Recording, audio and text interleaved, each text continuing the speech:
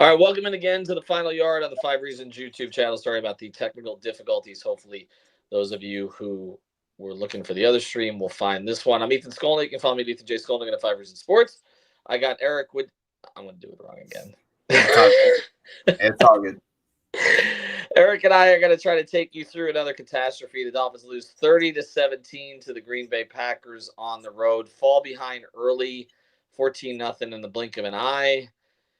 Tua played much better in the second half. We'll get into him specifically. And so they had opportunities, but same problems where they had another situation where they couldn't punch it in inside the 5. This has happened over and over this year when they've needed it, and they lose to a good team on the road in the cold, as they've done for the past quarter century. So we are sponsored here today by our friends over at Real Estate Shop. We tell you about them all the time. You can find them at realestateshopfl.com or the Fort Lauderdale Realtor on Instagram. Reach out to Javier and Amanda. They will help you find a house, sell a house. They do all of it better than anybody. Based in Broward County, they service the entire Tri-County area. So reach out to them again at Real Estate Shop. That's with 2 P's and an E. realestateshopfl.com. All right, Eric, you had a tweet. There were a few tweets tonight that registered with me. And I want you to get to yours. They got a little bit of play there at the end of the game. What were you kind of getting at? Because there was another one, too, related to Tua that I want to get to before we go too far into the show.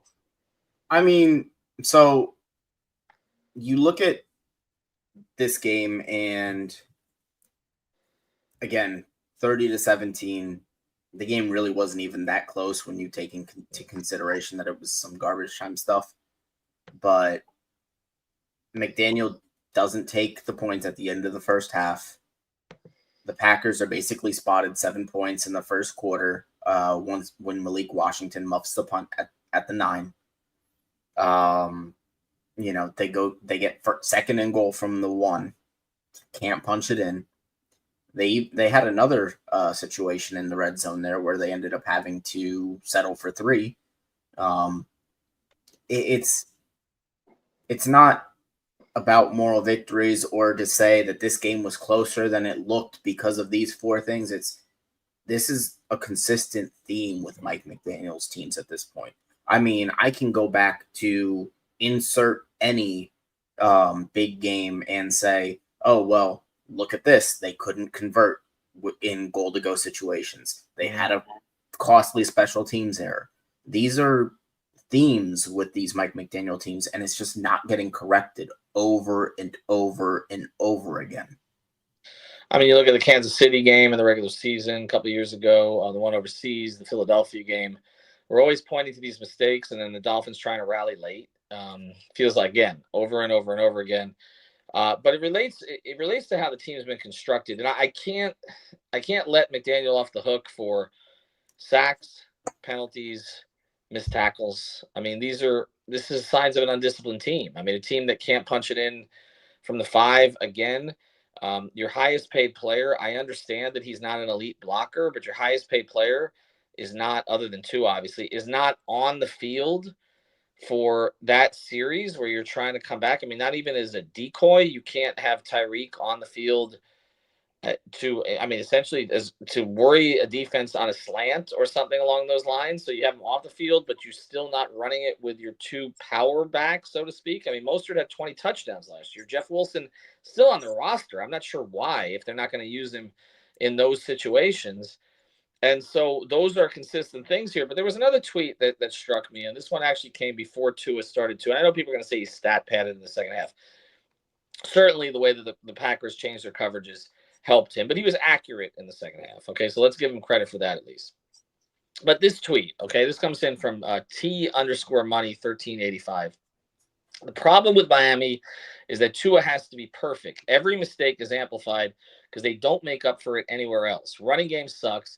Special teams suck. Danny Crossman, come on at this point. Like, seriously. I mean, I understand he can't be responsible for every muff here, but I mean, the special teams have not been good for the past couple of years. It's time for a change there. Defense doesn't make plays. Penalties everywhere. God forbid and then speaking of Tua, throws a couple of incompletions. I'm sorry, not even interceptions, incompletions. And I do feel there's something to that, and that is the way that this thing has been reconstructed. Essentially, it has been constructed to put speed around Tua, right? That is to his benefit. But in every other way, it's like if he is not perfect, they have no chance. They have no chance. And I don't know that there's any team in the NFL that we can say that about. I don't know that's not that I don't think that's even true of the Chiefs. Okay. I think the Chiefs have other ways they can beat you. They won when Mahomes has been pedestrian at times this season, and they've still found a way to win on defense, on special teams, and with Andy Reid's coaching. So again, I'm not going to excuse Tua for there were at least two really bad misses in the first half. Yeah. Okay.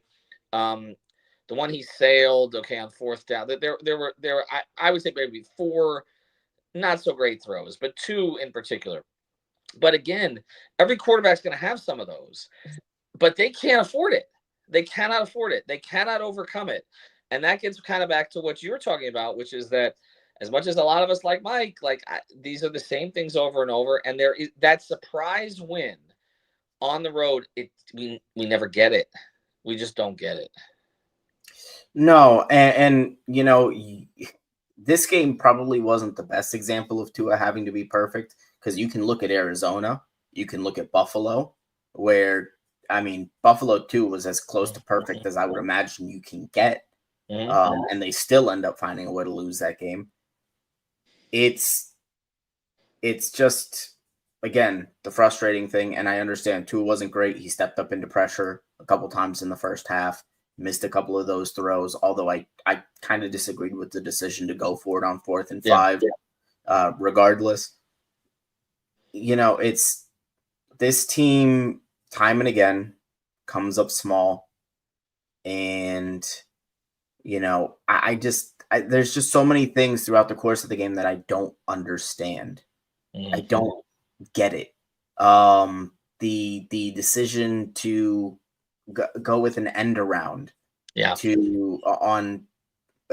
especially to a guy that, if I see, I don't know who was originally going to take the carry, but if I see two guys and it's Achane on the end around, the team's going to bite on Achane every time, because he's the main guy in this offense right now. It's just, it doesn't make a ton of sense. And I understand, Tua's got to be better, but I don't know how much better he can even be. And I don't know if it would even make a difference right now. Well, I think what you said about HN being the most dynamic player in the offense. I mean, him and Smith have essentially become the offense at this point. And I mean, Tyreek's an afterthought. I understand that he's drawing attention still, and that's creating opportunities for others. But I thought it would swing back a little bit at this point, and it hasn't. I mean, Smith had 10 catches.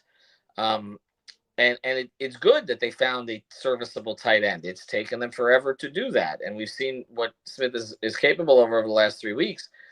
But you're not getting the bang for your buck with those catches that you would if those were going to Hill. I'm not saying that he has to force it to Hill. We saw that last year. They're trying to go for 2,000 yards. That was counterproductive too. But they've got to be more creative ways to get the ball to Tyreek, where he can make these additional plays. Because, again, Smith had the one big play last week when he was totally uncovered. But it's not going to – look, he obviously doesn't have that kind of big play threat that Tyreek proposes. And the problem here, again, is now we're swinging back to this comment about Tua, is that, yes, this should travel better. There's their ability to extend drives, things they weren't doing last year. But the problem is, when you're trying to get it now with an 8 to 12 play drive instead of what we were seeing last year, then one mistake screws the whole drive up. You've got to be efficient play after play after play. And so when Tua misses a throw on a second down or a third down, they can't recover from it because they don't have that quick strike ability that they had last year. And I see this comes in from Alexis. Tua has to be better. No, I think people are saying he has to be better. I mean, again, look at the numbers. I think Hussam had his overall metrics tonight, which are very skewed by the fact that in the second half they were playing them a little differently. But I mean, 36 of 45. I mean, even in arena league, I mean, that's good. That's 80%. 364 yards, 2 touchdowns. I don't understand the .17 EPA. Hussam will have to explain that to me some other time. But all of the metrics are good. And so again, He missed a couple throws in the first half, but I just keep coming back to that you cannot be a team that needs your quarterback to play perfectly and then expect to win some of these games against better teams. So to me, Eric, this was never about the cold. This was about they've lost all these games to better teams on the road. And it's not, again, we're talking something about Tua. 17 missed tackles at least, okay? Some counted more than 20, all right? 10 penalties, a muffed punt, 5 sacks given up, no sacks generated.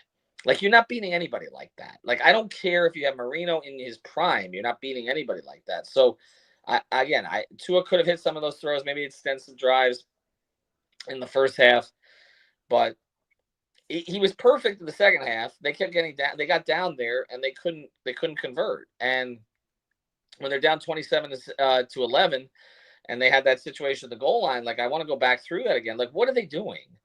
Like, what are they doing? Like, I mean, use Ingold then. Okay, you tried that a few weeks ago. Like, what? I mean, H.N. may be the best player on the offense right now. He's also 180 pounds. Right. So I don't get it. Yeah, I mean, you had Raheem Mostert, who finally got a touch and, looked like a really solid physical running back. And obviously that got, turned back on a holding call.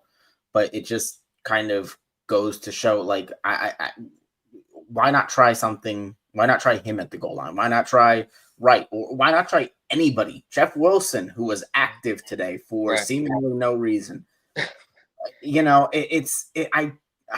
That's what really bothers me here. And, to your point, Patrick Mahomes has gotten away with largely being, at least statistically speaking, pedestrian this year with Kansas City. Tua's got a lot on his plate in this one. But the thing that's really starting to concern me is there's a lot of talk about, well, how can the Dolphins get Tyreek Hill involved? How are the Dolphins going to get Tyreek Hill the ball? And what concerns me there is it implies that there's something wrong there with getting him the ball organically. And I'm wondering, at what point do we start to wonder, is it just that Tyreek Hill has started his decline? I mean, at that point, I mean, that's kind of the conclusion. Well, Eric, it's been a weird season for him. I mean, let's just acknowledge. Yeah. I mean, his only 100-yard game was when the day he was arrested. It does not seem like that they're leaning into getting him the ball in space, maybe closer to the line of scrimmage, just to allow him to kind of get in rhythm, make some plays. I mean, it's the same as with a basketball player. Like, you try to get him some shots early. We talk about this with Bam all the time, okay? I mean, I'm wearing a ceiling shirt. Bam has clearly hit up against the ceiling of late. I'm confused at why they're not trying to utilize him more, and now we've swung so far the other direction. We went from saying they have to, find tight end. They have to find a third target, right? But now it's like their third and fourth targets have become their first and second targets. I mean, with Smith and H. And look, I mean, I guess Beckham had a catch today that moved the chains once, but he's not a consistent factor. So it's really, to me, about like why you're building your whole team. You're investing so much of your cap. Forget the draft picks given up, because obviously Tyreek has produced since they got him, okay, to a very high level, okay, certainly last season. But you're basically giving up this huge percentage of your cap. You sign an extension, and just for a decoy at this stage. And maybe you're right. Maybe he is just not what he was. I mean, Alyssa's saying he's getting doubled on every play, and I understand. Like, again, there is this element of him being a decoy and allowing others to eat, but he's got to get a little bit of the plate too, and right now he's not. The guy was on pace for 2,000 yards last year. The teams did not just suddenly get the idea in the 2024 season, let's double Tyreek Hill. Right. I'm sure he was facing double teams last year, and he was beating them. And we could say that it was because Tua was force feeding him the ball, but we saw it. He was wide open on a lot of those plays that he was being forced at the Yeah. You know, at least during the point of the game that, and I know he had better counting stats than Jalen Waddle did, Mm-hmm. but it feels like in the portion of the game where it was actually a game, Jalen Waddle was the more impactful of the two. He's made more plays over the past 3 weeks Yeah. than Hill has. And Waddle's not having a great statistical season No. either, but he has made more over the last 3 weeks. And you're right. I mean, it feels like we're having kind of a Jimmy Butler conversation here. It's like, can he still get it done at the highest level against the best competition? I don't want to put it just on Tyreek, just like it's not on one person. I mean, look, they're paying Armstead to be their one like saving grace on this offensive line, like when he's able to actually play. And he was awful tonight.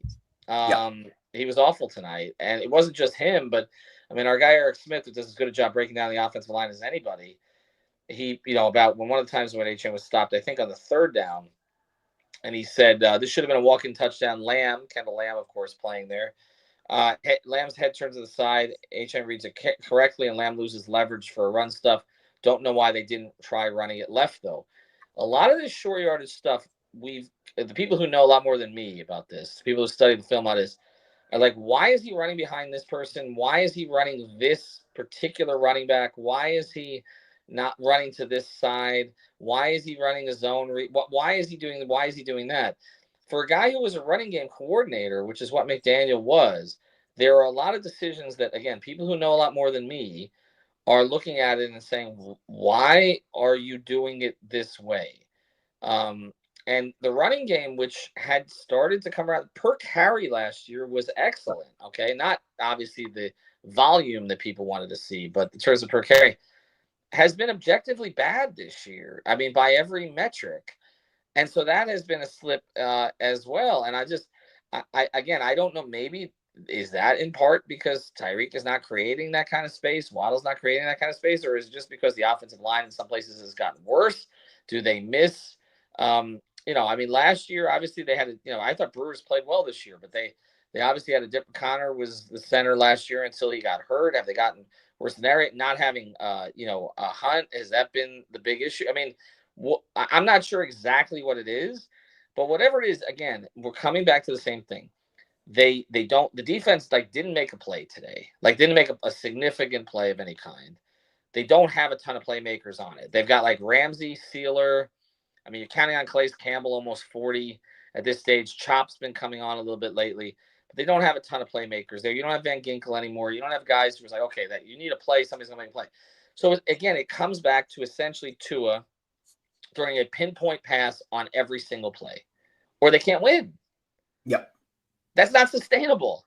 No, it's certainly not. And we can definitely have that conversation. We can definitely have the conversation about, is Tyreek, has he taken a step back? Has he not?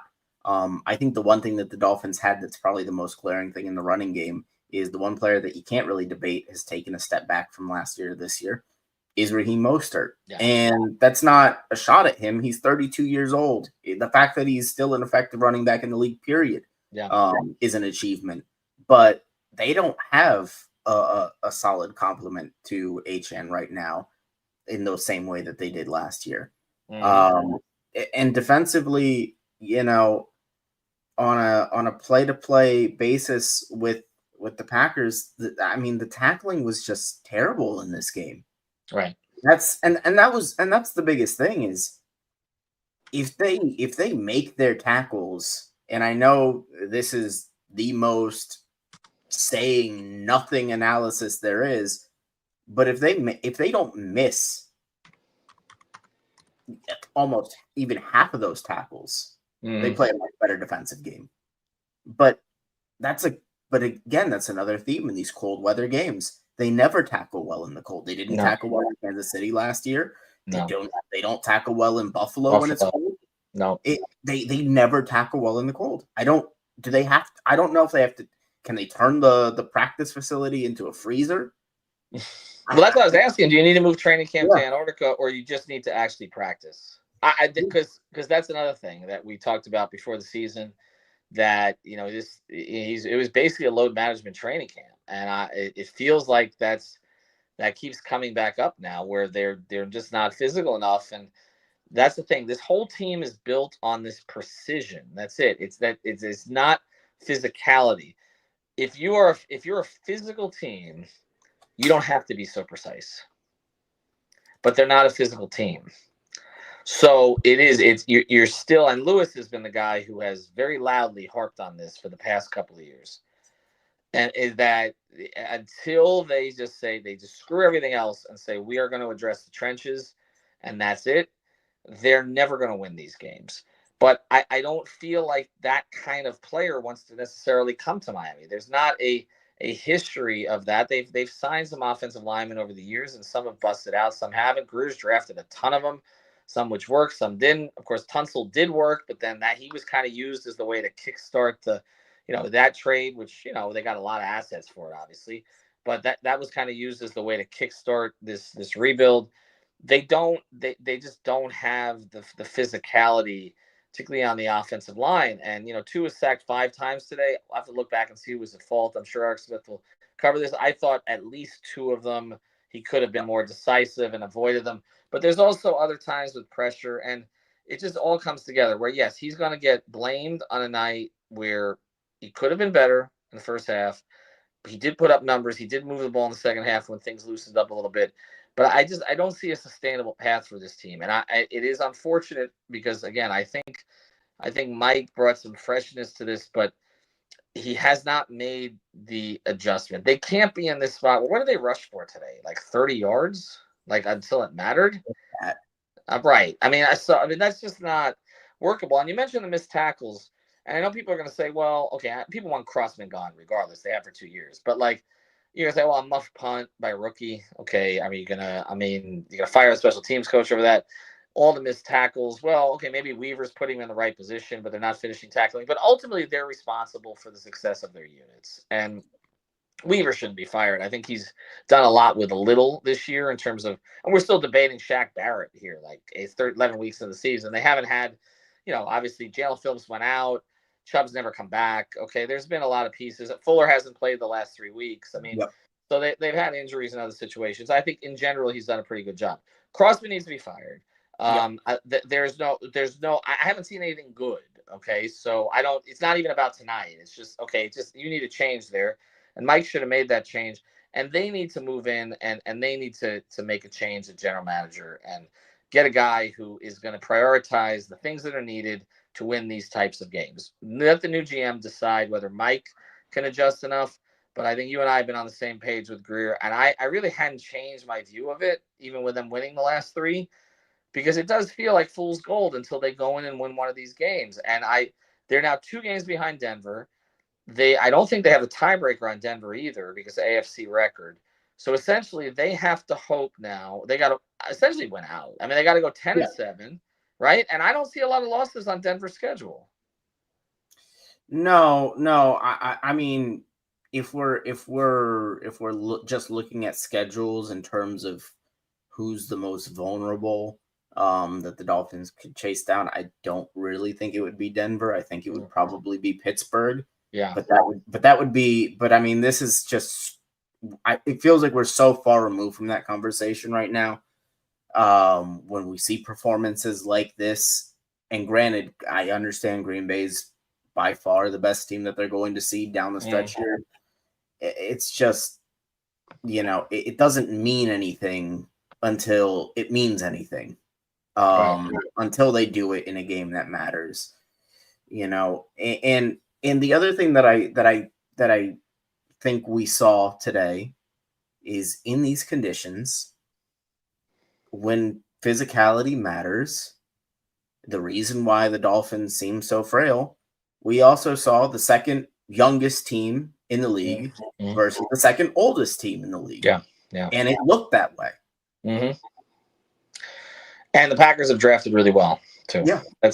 Their philosophy has been for years to rely on their draft picks. It goes back to when Ted Thompson was Ron Wolf, and then Ted Thompson was the GM. Ted Thompson would not, for years, people were pushing him to trade draft picks for veterans. He doesn't trade picks. They didn't trade picks, and their new regime doesn't trade picks either. They hold on to their picks, and they built this from scratch. We'll close here. It's Thanksgiving. Mhm. Want everybody to get a good night's sleep. We apologize for the delay on the other stream. Hopefully, everybody found this one. We appreciate everybody who commented tonight. I'll close with this one from Polterghost. I'm tired, boss. The Dolphins have spent the last few years trying to convince the fan base the direction they've taken is good when it's not. 5-7. Eric, thanks for staying up late. We'll have more coverage throughout the week. I know Lewis is going to come back guns blazing next Yep. Tuesday. But again, I don't know what there is to say. I mean, you're asking a team to become something it's not. It's just not capable of being right now, and I don't know why we could have expected anything different. All right, have a good night, everybody. Enjoy the turkey and the tryptophan.